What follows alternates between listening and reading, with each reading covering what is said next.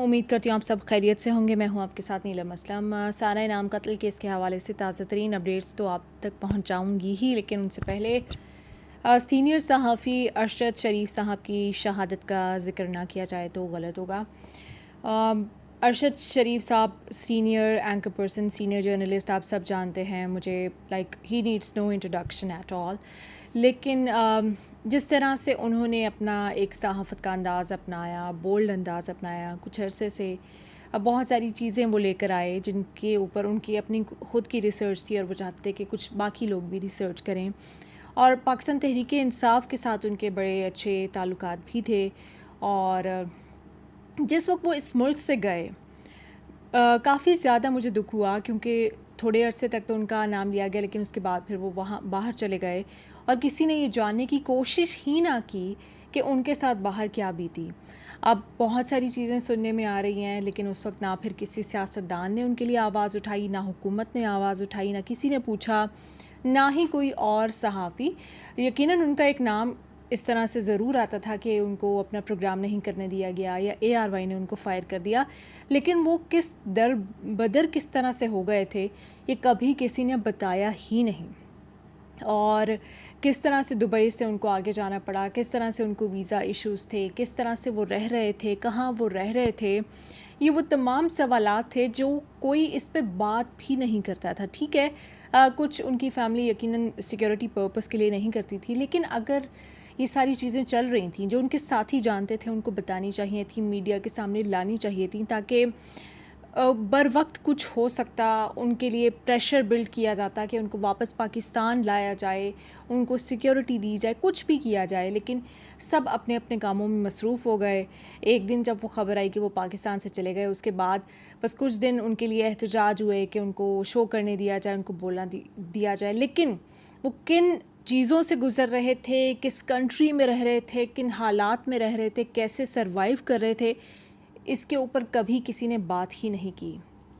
अब वो इस दुनिया में नहीं रहे, उनकी फ़ैमिली है और बिल्कुल उनकी फ़ैमिली से ताज़ियत भी है, वर्ड्स भी नहीं है, समझ भी नहीं आ रही क्या कहना है क्या नहीं कहना, कुछ समझ नहीं आ रही कि इस कत्ल की जितनी भी मज़म्मत की जाए कम है।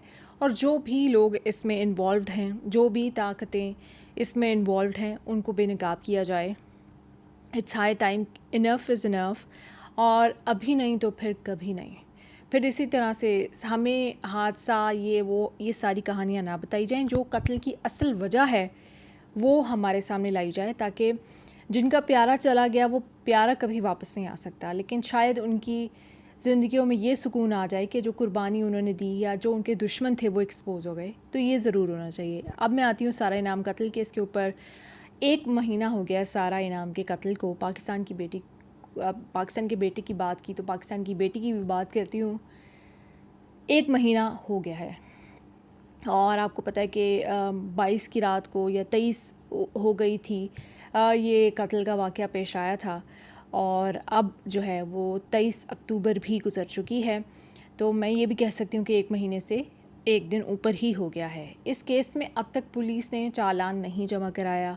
इस केस में 3 गिरफ़्तारियाँ डाली गईं। एक जो अयाज़ अमीर साहब हैं उनको डिस्चार्ज कर दिया गया इस केस से। उनसे उनके फ़ोन का फ़ॉरेंसिक करने के बाद, तफ्तीश करने के बाद मुलज़िम शाहनवाज़ को जेल में बिल्कुल VIP ट्रीटमेंट मिल रहा है। और जो मुलज़िमा समीना शाह हैं उनसे पुलिस ने तफ्तीश की, वो भी उनको उसके बाद जेल मुंतकिल कर दिया गया। ये सब कुछ हुआ, गिरफ़्तारियाँ ये तो डेफ़िनेटली ये सब कुछ होना था, लेकिन जो होना चाहिए था वो अभी तक सामने नहीं आया। और वो है चालान, वो है तफ्तीश, वो है पुलिस की तैयारी, वो है एविडेंस। ये सब कुछ अभी तक प्रिपेयर्ड हो जाना चाहिए था, वो अभी तक नहीं आया। 1 महीना गुजरने के बाद फॉरेंसिक रिपोर्ट नहीं आई। बाकी जो आलाए कत्ल हैं और जो चीज़ें हैं और जो डिफरेंट, आपको पता है कि डिफरेंट किस्म के टेस्ट किए गए थे ज़ाहिर जाफ़र के केस में, शुरू में ही इब्तदाई मरहले में ही कर लिए गए थे, वो इस केस में अभी तक नहीं हुए। वो इब्तदाई मरहले में इसलिए भी कर लिए गए थे कि कल को वो उसको पागल ना साबित कर दें, और इस चीज़ का उनको नूर के केस में फ़ायदा भी हुआ था। लेकिन इस केस में वो सारे इब्तदाई टेस्ट, हम जानते कि वो नॉर्मल इंसान है, लेकिन फिर भी ताकि बाद में किसी टेक्निकलिटी में ये इंगेज करके केस वीक ना हो जाए, तो इस केस को अगर यही इसकी स्पीड रही और अगर यही तसलसल रहा तो फिर 1 साल, शायद 1 साल लग जाएगा इस केस में इंसाफ के लिए। किसी की बेटी की जान लेने के लिए जिस शख्स ने चंद लम्हे लगाए हैं, उसको अपने अंजाम तक पहुंचाने के लिए कई साल दरकार होंगे। अगर इंसाफ इतना ही स्लो है इस मुल्क में, तो इसका नाम इंसाफ नहीं, कोई तब्दील कर लेना चाहिए हमें, या स्लो इंसाफ इसका नाम होना चाहिए। क्योंकि justice delayed is justice denied. आपने डिनाई कर दिया, आपने 1 साल तक उस फैमिली को जिसकी बेटी चली गई है उसको आप टॉर्चर करते रहेंगे, अदालतों के चक्कर लगाते रहेंगे, उनके ऊपर अब किरदार कुशियाँ होती रहेंगी, सब कुछ होता रहेगा।